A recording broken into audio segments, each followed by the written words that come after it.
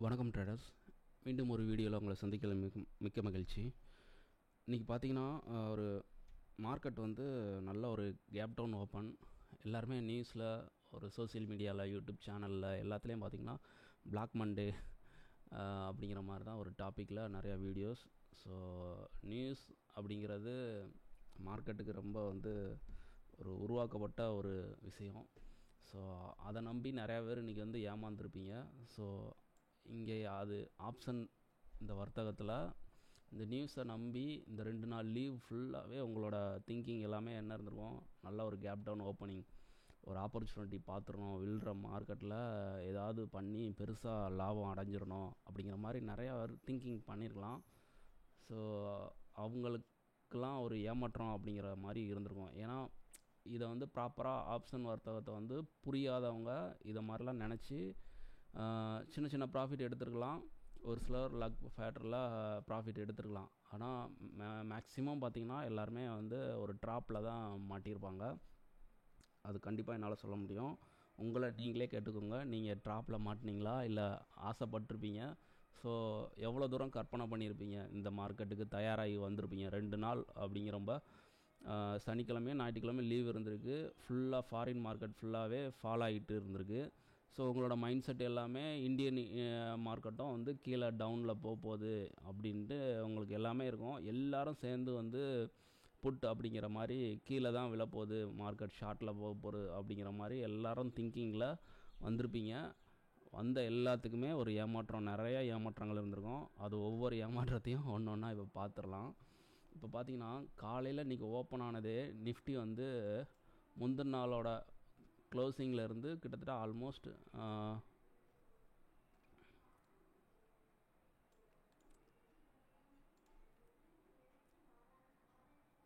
ஒரு 1150 பாயிண்ட் வரைக்கும் வந்து ஃபால். அப்படி ஃபால் கிடையாது, கேப் டவுனில் வந்து ஓப்பன் ஆனது. ஸோ ஓப்பனுக்கு கீழே அவங்க நின்றுருக்காங்களா அப்படின்னா, இதான் ஓப்பன் நான் மார்க் பண்ணியிருக்கலாம். 21,758 தான் மார்க்கெட் ஓப்பன் ஆச்சு. ஓப்பனுக்கு கீழே மார்க்கெட் இருந்திருந்தால் மட்டும்தான் இந்த இறக்கம் வந்து இன்னும் அதிகமாகிருக்கும். ஸோ ஓப்பனுக்கு கீழே மார்க்கெட் இல்லை, இங்கேருந்து ஒரு பையிங் ப்ரெஷர் போனது. ஸோ அங்கேருந்து அப்படியே வந்து சைட்வேஸ்கில் வந்து மார்க்கெட் வந்து போயிடுச்சு. ஸோ நான் என்னோடய சேனல், டெலிகிராம் சேனல்லே நான் கொடுத்துருந்தேன், மார்க்கெட் வந்து ஓப்பனுக்கு கீழே இருந்தால் மட்டும்தான் நமக்கான ஆப்பர்ச்சுனிட்டி கிடைக்கும். அப்படி இல்லைனா மார்க்கெட் வந்து ஒரு சைட்வேஸ்கில் போயிருக்கணும் வாய்ஸே கொடுத்துருந்தேன். ஏன் இந்த மாதிரி மார்க்கெட்டில் நம்ம வந்து ட்ரேட் பண்ணக்கூடாது ஆப்ஷன் பையராக அப்படிங்கிற மாதிரி. எல்லாருமே வந்து பண்ணுறது வந்து தப்புகள் என்னென்னா, இந்த மாதிரி பெரிய கேப் டவுன் வந்து டெய்லி நடக்குதா, இல்லை வாரத்துக்கு ஒருக்கா நடக்குதா, அதை நீங்களே கேள்வி கேட்டுக்கோங்க. இல்லை, எப்போயோ ஒருக்கா நடக்கு. அந்த எப்போயோ நடக்கிற ஒரு விஷயத்த நீங்கள் ஏன் ரொம்ப தூரம் வந்து அதை பெரிய விஷயமாக எடுத்துக்கிறீங்க? ஸோ அந்த நாளை அவாய்ட் பண்ணிடுங்க, டோட்டலாக அவாய்ட் பண்ணிடுங்க. ஏன் அதில் மட்டும்தான் உங்களால் ட்ரேட் பண்ண முடியுமா, அதில் மட்டும்தான் உங்களால் சர்வே பண்ண முடியுமா? ஸோ அதை அவாய்ட் பண்ணிவிட்டு மற்ற நாட்களில் நீங்கள் உங்களோட கவனத்தை செலுத்துங்க. ஸோ இதை ஏன் அவ்வளோ தூரம் வந்து ஒரு நியூஸில் வந்து அவ்வளோ தூரம் பண்ணுறாங்கன்னா, அவங்க ஏதோ ஒரு வியூஸ்காண்டி பண்ணுறாங்க, ஏதோ விஷயத்துக்காண்டி பண்ணுறாங்க. நீங்கள் ஏன் அதில் வந்து ட்ராப் மாட்டுறீங்க? இந்த மாதிரி மார்க்கெட்டில் யார் யார் பயப்படணும், யாரெல்லாம் பயப்படாமல் இருக்கணும் அப்படின்னு நான் சொல்லட்டா? ஒரு விஷயம் வந்து நல்லா தெரிஞ்சுக்கோங்க. இப்போ நியூஸில் வந்து சொல்லிட்டாங்க, ஃபாரின் மார்க்கெட்ஸ்லாம் வந்து நெகட்டிவில் போய்கிட்டு இருக்குது, நல்ல ஒரு கேப் டவுன் ஃபால் ஆயிடுச்சு அப்படிங்காங்க. இப்போது 2 நாள் லீவு கிடச்சி திங்கக்கிழமை மார்க்கெட் வந்து ஓப்பன் ஆக போகுது.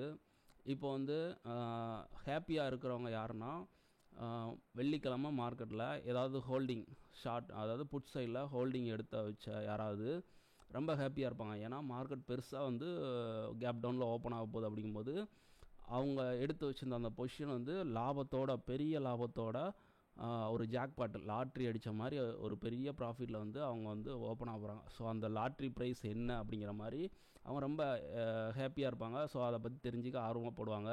ஸோ எங்கே ஓப்பன் ஆகிரும், எங்கே ஓப்பன் ஆகிரும், எங்கே ஓப்பன் ஆகும், என்னோடய ப்ராஃபிட் எவ்வளோ இருக்கும், நான் எடுத்த பொசிஷன் எந்த லெவலில் இருக்கும் அப்படிங்கிற மாதிரி நிறையா திங்கிங் இருப்பாங்க. இதே இது அப்படியே மாற்றி பாருங்கள். கால் சைடு ஒரு ப்ரீமியத்தை ஹோல்டு பண்ணியிருந்தாங்கன்னா அவங்களோட நிலமை வந்து இதுக்கு அப்படியே உல்ட்டா, ஐயோ நான் வாங்கி வச்ச இது வந்து டோட்டலாகவே 0 ஆயிரும், பெரிய லாஸ். அதாவது பெரிய லாஸ் அப்படிங்கும்போது கண்டிப்பாக வந்து அவங்க எடுத்த பொசிஷன் வந்து லாஸ் அப்படிங்கிற மாதிரிடும். ஸோ அவங்க வந்து பயப்படுவாங்க. ஸோ நான் எடுத்து வச்ச ப்ரீமியம் லாஸ் ஆயிருமே அப்படிங்கிற மாதிரி அவங்களும் கவலைப்படுவாங்க. ஸ்டாக்ஸ் இன்வெஸ்ட்மெண்ட் பண்ணி ஸ்டாக்ஸை வாங்கி வச்சுருக்கவங்களும் பயந்து தான் ஆகணும். ஏன்னா அவங்க போர்ட்ஃபோலியோவில் எவ்வளோ தூரம் வந்து நஷ்டத்தில் வந்து ஓப்பன் ஆக போகுது அப்படிங்கிறது அவங்களும் நினச்சி அதை இது எதுவுமே இந்த 3 விஷயமும் நீங்கள் பண்ணலை, நான் ஸ்டாக்ஸில் இன்வெஸ்ட்மெண்ட் பண்ணலை, ஆப்ஷனில் ஒரு கால் சைடோ புட் சைடோ ஒரு பொசிஷனை வந்து நான் ஹோல்டு பண்ணி வைக்கலை அப்படின்னா நீங்கள் இதை வந்து நான் நினச்சி பயப்படவே தேவையில்லை. மார்க்கெட்டை எங்கேயும் ஓப்பன் ஆகட்டும், ஸோ ட்ரேடராக வந்து உங்களுக்கு வந்து ஓப்பனில் இருந்தால் வாய்ப்பை வந்து தேட போகிறீங்க. சரியா? அப்போ நீங்கள் வந்து அதை பற்றி அந்த நியூஸை பற்றி நீங்கள் எதையுமே ஒரி பண்ணக்கூடாது. நியூஸ் கொடுக்காங்கன்னா இது எல்லாத்துக்குமே தெரியும். எல்லாத்துக்கும் காமனாக தெரிஞ்ச விஷயம் வந்து மார்க்கெட் வந்து திங்கக்கிழமை கேப் டவுனில் ஓப்பன் ஆகுது. இது ஒரு ஆரம்ப வர்த்தகர்லேருந்து பெரிய நாலேஜபிள் பர்சன் எல்லாத்துக்குமே தெரியும். ஸோ அதுக்கு உல்ட்டாவாக தான் அவங்க வந்து திங்க் பண்ணுவாங்களே தவிர உங்களை வந்து அவ்வளோ ஈஸியாக வந்து ப்ராஃபிட் எடுக்க விட்டுற மாட்டாங்க இங்கே. சரியா? இங்கே பிகினர் ஆரம்பத்தில் வர்ற எல்லாருமே வந்து ரிப்பீட்டடாக பண்ணுற தப்பு அதான். ஸோ எல்லாம் தெரிஞ்ச விஷயத்த ஒன்று நடக்க விட்டுருவாங்களா அப்படின்னா நடக்க விட மாட்டாங்க. ஸோ அதனால் இங்கே நிறையா பேர் மாட்டியிருப்பீங்க நீங்கள். சரி, ஓகே. நம்ம வந்து இன்றைக்கான அட் த மணி, நமக்கு இந்த மணி கான்செப்டில் இன்றைக்கி கிடையாது, ட்ரேட் கிடையாது. அட் த மணியில் வந்து ஒரு ஆப்பர்ச்சுனிட்டி, அது எப்படி கிடச்சிது, ஸோ அதை பற்றி இந்த வீடியோவில் நம்ம பார்த்துடலாம். இன்றைக்கி இன்னொரு விஷயம் பார்த்தீங்கன்னா, மார்க்கெட் எல்லாருமே வந்து ஒரு ஓடிஎம்மில் பை பண்ணி ஏதாவது பெருசாக பார்த்துறோன்னு சின்ன சின்ன அமௌண்ட்டை வச்சு ஏதாவது பெரிய ப்ராஃபிட் பண்ண முடியுமா அப்படின்னு நல்லா திங்கிங் பண்ணியிருப்பாங்க. ஸோ அவங்களுக்குலாம் வந்து காலையில் ஓப்பன்லேயே வந்து ஒரு ஷாக்கான நியூஸ் என்னென்னா, ப்ரீமியம் வந்து பார்த்திங்கன்னா இங்கே பாருங்கள், நமக்கு வந்து 22,900 வெள்ளிக்கிழமை மார்க்கெட்டில் முடிஞ்ச அட் த மணி. ஸோ அவங்களோட ப்ரீமியம் வந்து டோட்டலாகவே கால் அண்ட் புட்டு 2 பேரும் சேர்ந்தே 238 ரூபா தான் இருந்தாங்க. சரியா? இங்கே இன்றைக்கி ஓப்பன்லேயே பாருங்கள், ஓப்பன்லேயே ப்ரீமியம் வந்து ஒரு சைடே வந்து 300 ப்ரீமியம். ஆல்மோஸ்ட் வந்து இது வந்து டபுளாகவே ப்ரீமியம் வந்துருச்சு. நீங்கள் இதில் வந்து ஓடிஎம் எல்லாமே வந்து 300 இருக்குது. நீங்கள் எங்கே போய் வாங்குவீங்க? ப்ரீமியம் வந்து நீங்கள் வாங்குகிற விலை வந்து அதிக விலைக்கு கொடுத்து வாங்குறீங்கன்னா, ஸோ அதுக்கு மேலே போனால் தான் லாபம் உங்களுக்கு. ப்ரீமியம் வந்து அதிகமாக இருக்குது, நீங்கள் வாங்குகிற விலைக்கு மேலே போனால் தான் லாபம். அங்கேருந்து மார்க்கெட் அந்த ஹையே பிரேக் பண்ணலை, மார்க்கெட் வந்து அந்த இதுக்குள்ளே இருக்குன்னா நீங்கள் எவ்வளோ பெரிய நஷ்டத்தை அங்கே வந்து சந்திக்க வேண்டியிருக்கும். ஸோ உங்களுக்குள்ளே இந்த கேள்வியெல்லாம் கேட்டுக்கோங்க. ஓகேவா? நீங்கள் எவ்வளோ பெரிய தப்பு பண்ணுறீங்க ஆப்ஷன் வர்த்தகத்தில் புரியாமல் அப்படிங்கிறத இதெல்லாம் வந்து கவனிக்கணும். ஆப்ஷன் வர்த்தகங்கிறது ரொம்ப எளிமையானது கிடையாது, ரொம்ப ஈஸியாக நஷ்டம் அடையக்கூடிய விஷயங்களில் இது ரொம்ப டேஞ்சரானது. ஸோ புரியாமல் நீங்கள் இங்கே வந்து ரொம்ப நாள் நீடிக்கவே முடியாது, கண்டிப்பாக நீடிக்க முடியாது. சரியா? இப்போது எனக்கு ஓப்பன் அட் த மணியாக வந்து 21,900 அப்படிங்கிற ஸ்ட்ரைக் வந்து கிடச்சிது. ஸோ அதை ஏன் நான் சூஸ் பண்ணேன் அப்படிங்கிறத பார்த்துடலாம். எனக்கு வந்து ஓப்பன் அப்படிங்கிறது ரொம்ப டிஃப்ரெண்ட் இல்லாமல் கிடச்சது வந்து இந்த 21,900 கால் அண்ட் புட்டு தான். புட்டு வந்து 299 ரூபா ஓப்பன் ப்ரைஸு, காலுங்கிறது 307. ஸோ இதை வச்சு நான் வந்து ஒரு கால்குலேஷன் பண்ணியிருக்கேன். இப்போ அந்த கால்குலேஷன் தான் இது.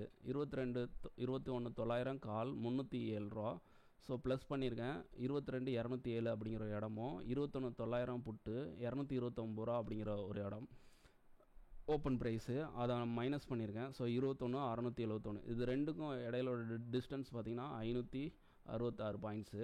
ஸோ பை 2 போட்டிங்கன்னா ஒரு 283 ரூபா அப்படிங்கிறது அதாவது மிட்டாக கிடைக்குது. ஸோ அந்த மிட்டை வந்து ஹைலேருந்து நீங்கள் மைனஸ் பண்ணலாம், இல்லைன்னா லோவிலேருந்து ப்ளஸ் பண்ணலாம். நான் லோவில் கிடச்ச வேல்யூவிலேருந்து ப்ளஸ் பண்ணியிருக்கேன். ஸோ எனக்கு வந்து மிட்டாக வந்து ஒரு இடம் கிடச்சிருச்சு 21,954. அதை தான் இங்கே நான் மார்க் பண்ணியிருக்கேன், 21,954. ஸோ இதுலேருந்து நமக்கு என்ன மாதிரின்னா, இவங்க இந்த 21,954க்கு மேலே இருக்கிற வரைக்கும் காலுக்கான ஆப்பர்ச்சுனிட்டி, இது கீழே இருந்தால் புட்டுக்கான ஆப்பர்ச்சுனிட்டி அப்படிங்கிற மாதிரி. ஸோ அதோட டார்கெட்டாக காலுக்கு வந்து மேலே 22,207, புட்டுக்கு வந்து 21,671 இருக்கும் அப்படிங்கிற மாதிரி என்னோடய ஃபார்மேஷனில் நான் எடுத்து வச்ச செட்டப். ஓகேவா? மார்க்கெட் ஓப்பன் ஆன செகண்ட் கேண்டிலே ஆல்மோஸ்ட் வந்து டார்கெட் வந்து அங்கே கால் சைடு ரீச்சு. ஸோ அங்கேருந்து மார்க்கெட் புட்டு கிடச்சது. இங்கே ஒரு நல்ல ஒரு சைட்வைஸ் மார்க்கெட்டு. ஓகேவா? இதுக்குள்ளே வந்து ப்ரீமியமும் டீக்காகவும் ப்ரீமியமும் அதிகமாக இருக்குது. நீங்கள் எப்படி இதில் வர்த்தகம் பண்ணுவீங்க ஒரு ஐடியா இல்லாமல்? ஓகேவா? இப்போது இதை வந்து எங்கள் ஸ்டைலில், என்னோடய ஸ்டைலில் வந்து நான் எப்படி இதை ட்ரேட் எடுத்திருப்பேன் அப்படின்னு பார்க்கலாம். இப்போது இதுக்கு நான் வந்து 21,900 அண்ட் கால் அண்ட் புட்டு தான் வந்து நான் எடுத்திருந்தேன். அதில் வந்து நமக்கு வெள்ளிக்கிழமை க்ளோசிங் கிடச்ச 21,900 அட் த மணியோட க்ளோசிங் ப்ரைஸ் வந்து க்ளோசிங் ப்ரைஸோட ஆவரேஜ் 319 ரூபா. ஹையோட ஆவரேஜ் 245, லோவோட ஆவரேஜ் 76. ஸோ அதை தான் இங்கே வந்து நான் மார்க் பண்ணியிருக்கேன். 2 ஷார்ட்லையுமே மார்க் பண்ணியிருப்பேன். கால் சைடும் புட் சைடும் 2 சைடுமே மார்க் பண்ணியிருப்பேன். 76ங்கிறது லோ, 119ங்கிறது க்ளோசிங் ஆவரேஜ், 245ங்கிறது ஹையோட ஆவரேஜ். இந்த 307 அப்படிங்கிறது இந்த 21,900 கால் இன்னைக்கு ஓப்பன் ஆன ப்ரைஸ். சரியா? அதே மாதிரி புட்டுக்கும் நான் வந்து மார்க் பண்ணியிருக்கேன். ஓகேவா? புட்டு வந்து 229 ரூபா அப்படிங்கிறது. ஸோ 245ங்கிறது ஹையோட இது. இங்கே நான் காலையிலே வந்து நம்மளோட குரூப்பில் வந்து கொடுத்துருந்தேன்.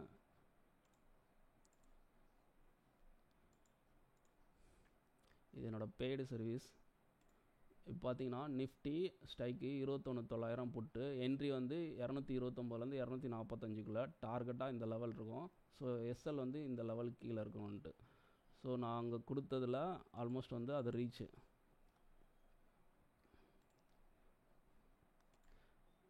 இரநூத்தி 245 இந்த ஏரியாவுக்குள்ளே என்ட்ரியாக இருக்கும். எஸ்எல்ங்கிறது 175, டார்கெட்டாக வந்து 300+. மார்க்கெட் வந்து நல்ல ஒரு ரேஞ்சு கொடுத்துருக்கு இங்கேருந்து. எஸ்எல்ங்கிறது கண்டிப்பாக ஹிட் ஆகலை. ஸோ ஏன் இதை கொடுத்துருந்தேன்னா, இந்த ஹைக்கு மேலே, அதாவது ஓப்பனும் அந்த ஹைக்கும் மேலே அவங்க இருக்காங்கன்னா கண்டிப்பாக வந்து மேலே ரேஞ்சு கிடைக்க வாய்ப்பு இருக்குது. ஸோ அதே நேரத்தில் நம்மளோட ஸ்பாட் சார்ட்டில் வந்து காலுக்கான ஆப்பர்ச்சுனிட்டி அங்கே முடிஞ்சது. ஸோ அதனால தான் காலுக்கானது இந்த இதுக்கு மேலே இருந்தால் தான் இன்னும் ஸ்ட்ராங்காக இருந்திருப்பாங்க. ஸோ அதுக்கான தான் புட்டுக்கான வியூ கொடுத்தது. புட்டுக்கு ஆல்மோஸ்ட் வந்து அங்கே பாயிண்ட் எடுக்க முடிஞ்சது. ஸோ எடுத்தவங்க ஹாப்பியாக தான் இருந்திருப்பாங்க. ஸோ நான் ஆல்மோஸ்ட் வந்து அப்சர்வேஷன் மட்டும்தான் பண்ண சொல்லியிருந்தேன். இன்றைக்கான என்ட்ரி வந்து எதுவுமே கிடையாது. மார்க்கெட்டில் அப்சர்வேஷன் பண்ணுங்கள். இன்றைக்கான மார்க்கெட்டில் என்ட்ரி எடுக்கிறத அவாய்ட் பண்ணுறது ரொம்ப நல்ல விஷயம் அப்படிங்கிற மாதிரி சொல்லியிருந்தேன். ஸோ எத்தனை பேர் எடுத்தாங்க, எத்தனை பேர் அவாய்ட் பண்ணாங்கன்னு தெரில. ஸோ நானும் எந்த என்ட்ரியும் எடுக்கலை இன்றைக்கி.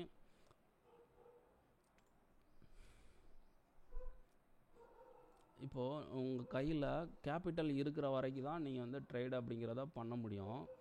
மார்க்கெட்டில் பல விஷயங்கள் புதுசாக நடக்கும்.